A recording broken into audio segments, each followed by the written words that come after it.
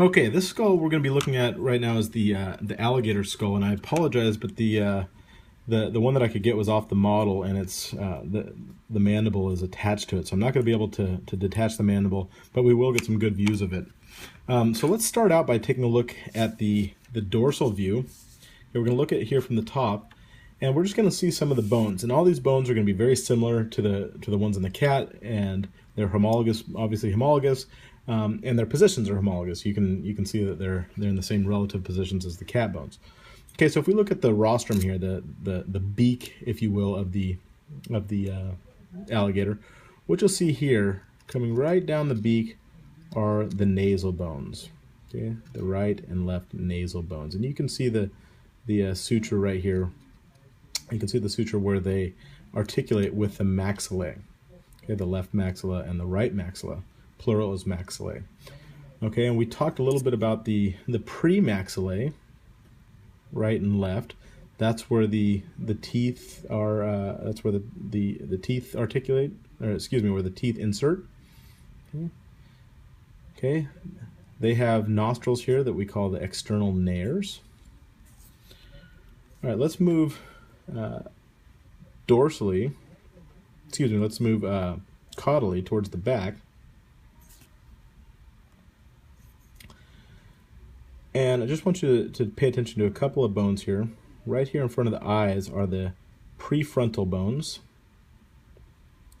And the ones that go between the eyes are the frontal bones. Okay. Here is the orbit again. The orbit is the big hole where the eye is. Okay. Let's keep moving back. Again, we have the front, excuse me, we have the frontal bones. I'm getting stuck here on my papers. For the frontal bones. Just caudal to that are the parietals. Okay, and up here we have some interesting fenestrae. Remember we were talking about the diapsid skulls. Here's one of those fenestrae. It's this whole big hole right here. I'm going to show you just the side view. You can see it just right there. Okay, it's this whole big hole. Not these little holes inside, but this big kind of depression. That is the supratemporal fenestra. And butting up to that supratemporal fenestra is the squamosal bone and the postorbital bone. You might remember those from our skull talk. All right. Down here, this is the other fenestra that we're talking about that makes up the diapsid skull. This is the infratemporal fenestra. Okay. And right here, just anterior to that infratemporal fenestra is the postorbital bar, and you can see one on each side. Okay, a couple other bones that we're going to look at. This is the quadratojugal bone. Okay, and apologize, my hands are shaking. I've had a little bit of coffee today. There's a suture right here. It's a little tough to see, but you can see it right there. There's a suture right there.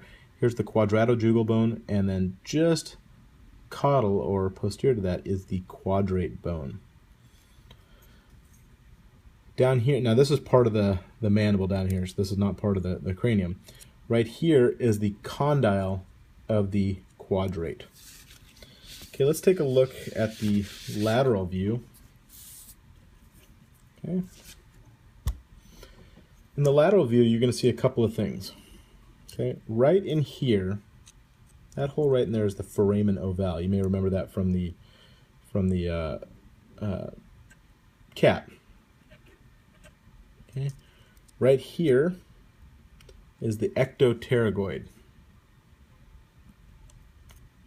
And down here, it's a little hard to see. Let me see if I can see it from here. Here is the pterygoid. So the ectopterygoid and the pterygoid right in here. Okay. There's a couple other little bones that I want you to know. One is right here. This is the palpebral bone.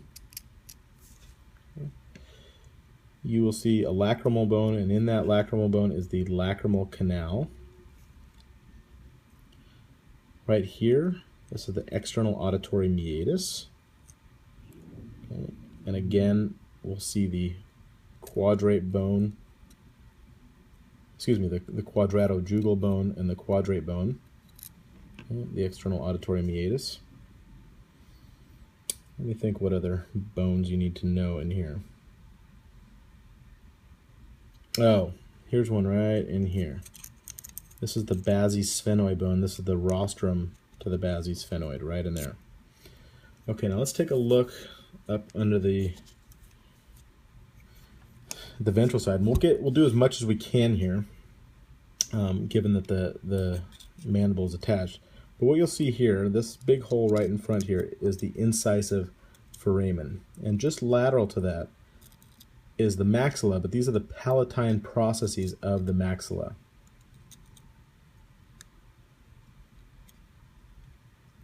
Sorry, the palatine process. These are the palatine processes of the premaxilla. Right here are the palatine processes of the maxilla. So the maxillary palatine processes are here. The premaxillary palatine processes are here. Okay, and just to familiarize yourself, again, here's the ectopterygoid. Okay. What else the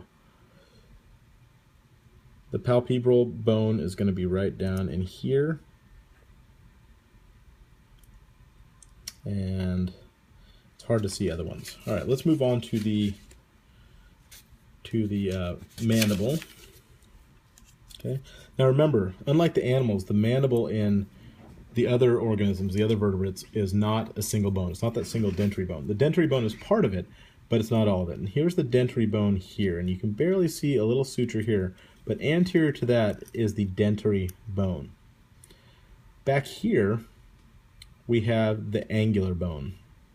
The angular bone is right down in here. The surangular bone is just above that.